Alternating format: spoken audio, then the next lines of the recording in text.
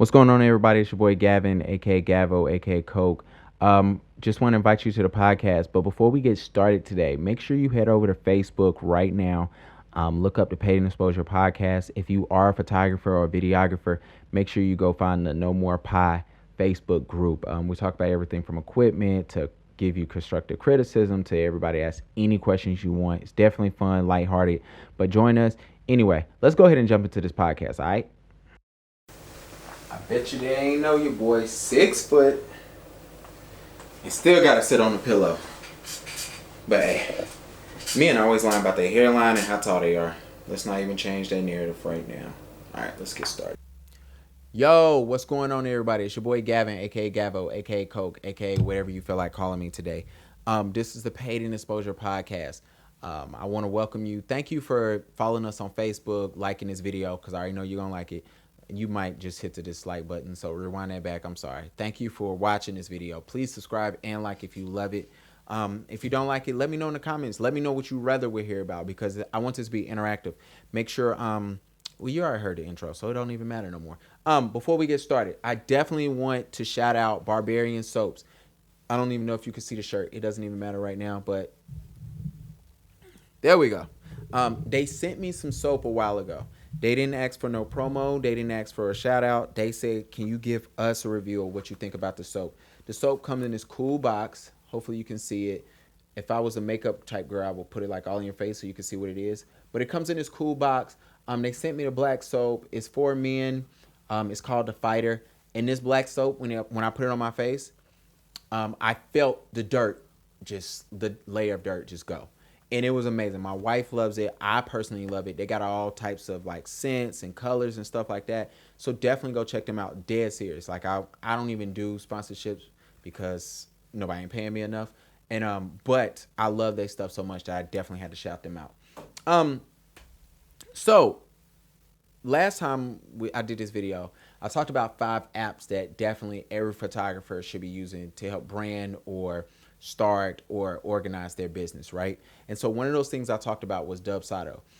It's a CRM. It's perfect for your clients. It's perfect for setting up your business, and especially weddings. Like, it makes weddings a breeze. So definitely check the link below, because there is my referral code. Definitely check them out. The reason why you should definitely check them out is because your first 3 clients with them is free. We all love free. You starting your business or you're already established, you don't have time to be investing random money. So kind of give you a quick overview of how this works. Shout out to Jalen Rose. He back there. This is when we do the shout out noise by him. You don't watch the podcast, you don't know. But anyway, shout out to Jalen Rose. He's my client for today, right? So let's say Jalen Rose comes to me and he says, hey, Gavin, me and Molly, we're getting married. We need a wedding photographer. Literally, I will put in Jalen's name and email. I will separately set up a questionnaire for them. Jalen would fill out the questionnaire.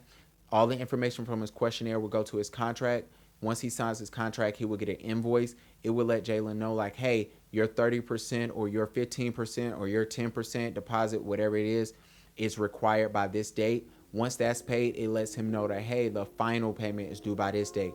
He can literally, or Molly can literally log in, pay $5 a day, $10 a day, $100 a week, whatever the case may be for them. I don't have to do anything. It already blocks it out of my Google time. It lets me know how far it is. Like, it's perfect. It is literally amazing. Also, it gives them security. So if I change anything on the invoice, the contract, whatever the case may be, it'll let them know, like, hey, this has been updated, just to give you a heads up. Once the money hits, it goes to Stripe, it goes to PayPal, it goes to my QuickBooks. It's literally a breeze. Check them out for sure. Within there, the point of this podcast is the contracts. This episode kind of came about when I had, check out the podcast, it's on Anchor. I had Rico Johnson on there, aka 3, and we was talking about disgruntled clients, right?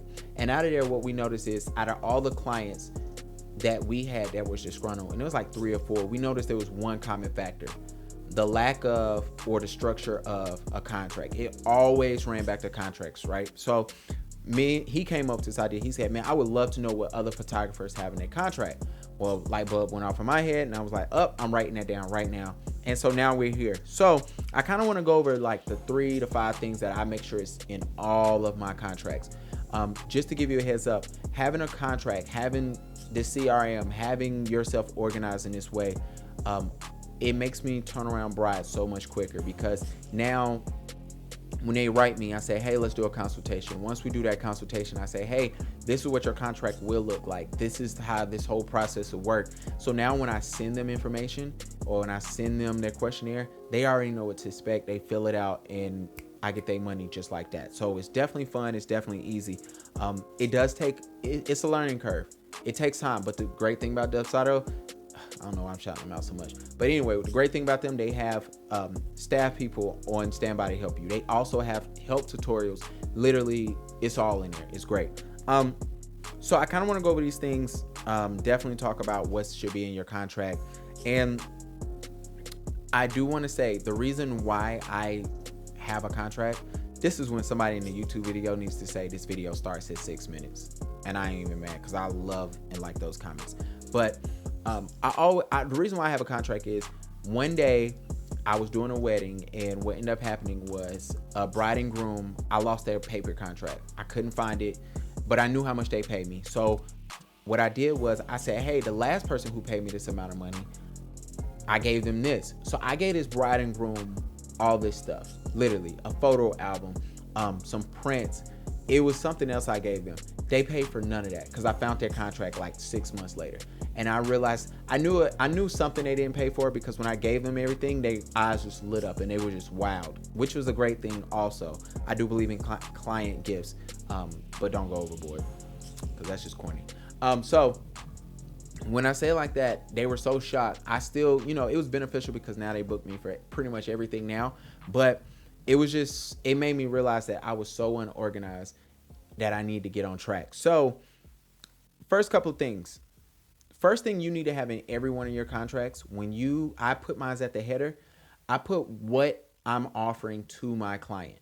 I make sure. So at the top of the contract, you would see it say, hey, you booked a standard wedding package, and this is just filler information.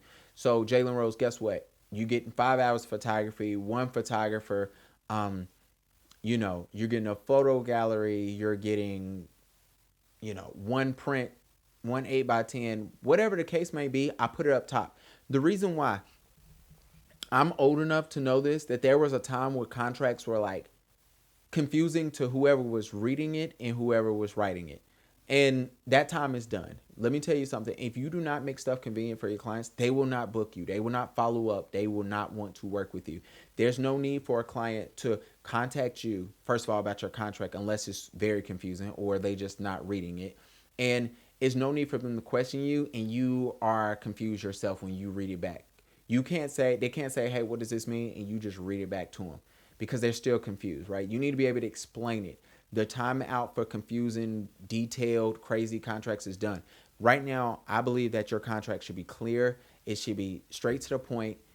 It shouldn't take a lawyer to read it, but it definitely needs to state everything it needs to state. So definitely what you're offering needs to be at the top, so they know, and there's no confusion at the end, right? The next thing, I always put in all my contracts my artistic license. So I typically only use contracts for weddings. There is some instances where I have used it for other stuff when I was working for a company and they needed me for an event, and I kind of let them know then what was offered. But definitely for weddings, the reason why I put an artistic license in there is because I let my client know that, hey, you booked me for my artistic ability, right? You booked me because you like the way I edit my photos. You booked me because you like the angles I shoot. I never want a client writing me later and saying, hey, I don't like this. Why? I never knew you was going to do this. Why did you do this? So I kind of let them know, like, hey, you're giving me free range and it's okay. But I also, within my consultation, when I have both parties there, I always ask them, what do they like? Do you like, we call them presets, they call them filters, but I say, hey, do you like filters? Do you like black and whites? Do you like, do you like vibrant colors? I kind of get that feel for them to let them know, because most clients, you have to understand that they are not educated to know that every photographer can't do every style, that certain photographers they specialize in certain styles. So I kind of let them know, like, hey, this is my style. You're booking me for that. And it gives me a little leeway later if they say, hey, I just did not like the way you edit something. I literally have shot a wedding, had a client say, I did not like that you did not put a filter on all of my pictures. and I shot it very natural. When I say very natural, I use natural colors just because it was spring. It was beautiful outside. I wanted to show that. They were like, no, I like filters. And the reason why I've realized this is a sidebar. I realized that clients feel like you didn't edit their picture. They think what you gave them came straight out the camera unless it's a filter on it. So, and we know clients are, never mind, let me shut up. So, number 3, I always put in there about copyright. You need this in your photos. I like to explain to my clients, my rule of thumb is I do not sell clients' photos. If I do, I get my clients written permission. Doesn't mean I'm going to pay them, but I let them know like, hey, I do want you to sign off that you know it's going to get sold off. Like, you know it's going to be in this magazine. You know this company is buying this from me. I let them know that. But pretty much I let them know like, hey, I have full copyright. I do own the photos per se, just so I don't have to contact them every time I need to put it on my website or on my Instagram or wherever the case may be. But I do let them know like, hey, you're never going to drive down the highway and see that, you know, such and such bridal has bought your photo and they just put a tattoo on your forehead that you never approved. I let them know like that's never going to happen. Also, most of the stuff I do let my client know like, hey, they're going to have to sign off on it. I just let them know if anything ever changes. Number 4, liability. This is very, very, very important. You never know what may happen with you in your life, with your children, with your husband, with your wife, with your mom, your dog. You don't know what's going to happen. You need to put in there that you're not liable for certain instances. For me, I must speak very transparent. My wedding day, 3 or 4 days before, my photographer, he had to have emergency surgery. It was not an option for him. He had to have surgery. I met the guy. I sat down with him, and I felt bad for him because he was a photographer and me. And this guy, this was actually in his contract, but also in his contract this was also in his contract, and I had it in mind, and I respect it. He said, if I cannot find, if I can't do this, I will find you a photographer. He found me 2 wonderful, amazing photographers to cover my wedding day. We got more pictures, more everything. It was just amazing. And he let me know, hey, I will be handling the back end. So I knew I was still going to get the same type of quality as long as these guys got the right type of angles and shots. Everything was great. Now, I will shout him out. Shout out to Designs by JK because he was amazing. He helped me out. His business is A1. I promise you that. But he definitely gave me some pointers in that liability. Let me know that, hey, I definitely need to enforce, instruct, and let all of my clients know, like, hey, this is what could happen. I don't plan for it to happen. It's never happened before. But if it does, just to let you know, this is what's going to, this is the background. This is the possibility. I don't know why I say background. Finally, I like to make these videos quick. I hate them long videos, so maybe like 40 minutes and nobody don't be talking about nothing. Finally, most important thing you need to have in your contract is your payment schedule. This is common sense. It ain't that common because it is common sense, but it ain't that common. Your payment schedule should be in your contract, and it should be so clear that nobody is confused. For me, I take a deposit for a wedding before I even book your day. I believe that you should take a deposit for every photo shoot you do, and I don't think you should take nothing less than 50% for a regular photo shoot, and I don't think you should take nothing less than 30 or 40% for a wedding. I like 30. It makes it easier for most people. 50 just seems like a lot of money to be given up to somebody at one big time. But I notice I work in this manner. I make stuff super easy for my client so that no matter who else they work with, it's not going to be easier. I'm not going to be the cheapest. I'm not going to be the most expensive, but that's a whole nother subject. But I definitely want to be one of the easiest people they will work with. So when I say, hey, my payment schedule, first of all, I have in there about your deposit. I'll let you know that, hey, your deposit is due 7 days after your contract. Whatever yours is fine. So Jalen Rose going to have to send me a check. He going to have to get the people what they want. He going to have to cut me that check 7 days after he signed that contract on Dubsado. After he does that and we're good to go, then I let him know that, hey, the money is due before your wedding day or on your wedding day. People right now, I have been the guy who has accepted money after the wedding. I've been the guy who has waited 6 months after the wedding. I've been the guy that's waited just 1 week after the wedding to get my money. Don't be that guy. All right? Get your money the day of, the day before. Get it. I let my clients know you have 2 weeks before your wedding day to be fully paid. The reason And if you don't, then I won't show up. And I let them know unless we talk about it, unless I understand. The client who did pay me a week after, she told me 2 weeks before, hey, Gavin, just if you could do this for me. If not, I can make it happen, but it'd be so much easier on me and my family. I respected it. I got her, she gave me the money, not even 7 days. She gave it to me 5 days afterwards. And I was grateful. The person for 6 months, what I realize is, one, because I'm married and I realize this a lot with clients, when they say I do and everybody's drunk and everybody dips out, what ends up happening is your client, what they end up doing is they go on a honeymoon. Nobody's going to keep, Jalen Rose is not going to keep Gavin's $500, $600, $1,000, $1,500 while he's on his honeymoon, taking Molly out everywhere, right? He's not going to say, oh my goodness, let me just tuck this in my suitcase. No, he's going to spend that money, figure it out later. And I can't fault him for that. You cannot fault your clients for being humans. You can try to keep stuff in, spaces so that it makes it easier and they won't treat you, like crazy, but it happens. So I had a deposit in there. I let people know when the money is due, and I also let them know that there's a late fee if it extends this part, and I do let them know that legal action will be taken. And it just makes my life easier. The reason why you should not be afraid about getting all your money, if you do not remember nothing throughout this video, remember this. The reason why you should not be afraid of getting your money, everybody else that's a vendor that day has been paid before they say I do.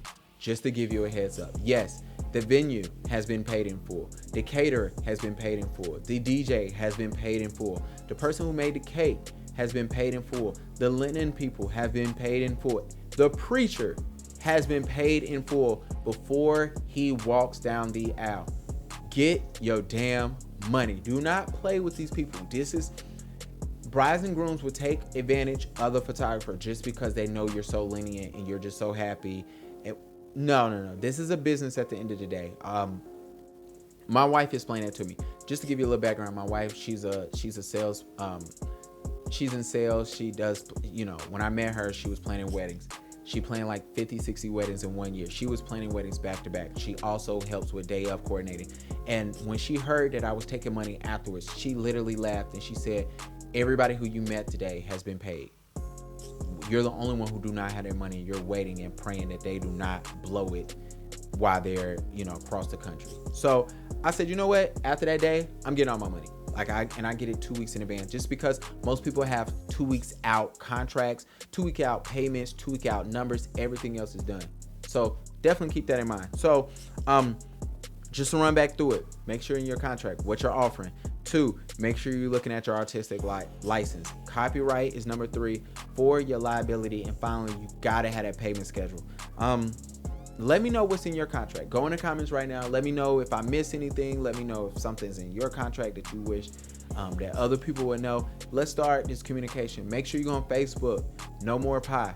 Make sure no more the Paid and Exposure podcast. The secret group is No More Pie by Gavin B. It's definitely dope. We talk about everything from equipment to, new cameras. I got somebody right now reviewing the Canon R, just the mirrorless. It's been some other photographers out there who's done it, but I think all those guys are getting paid, so I'm not even, I can't even trust nothing they say. But I know a guy, he just got it. I'm like, yo, please let me know what you think about it, because I definitely want some feedback. So we do stuff like that. Definitely check it out, man. Let me know what you think, and I'll holler at y'all next time.